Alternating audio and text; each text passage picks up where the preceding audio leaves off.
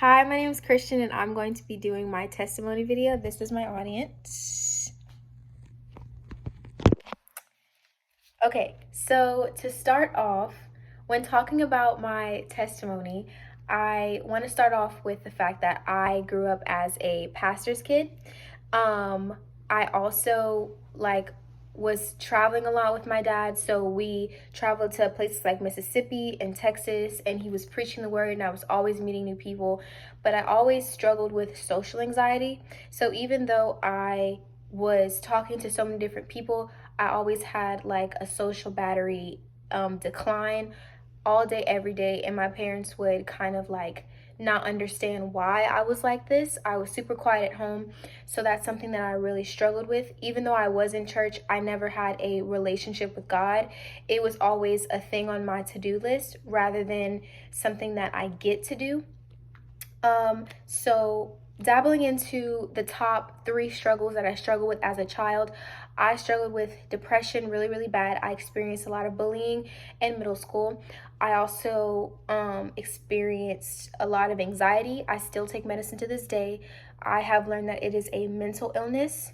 And the third thing is I used to self-harm a lot. So that was something that I did a lot as a kid.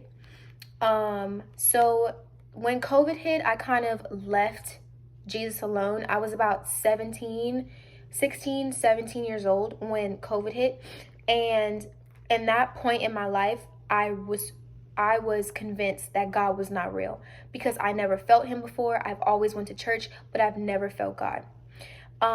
It wasn't until I dabbled into every single religion and I realized that my mental health was not getting better.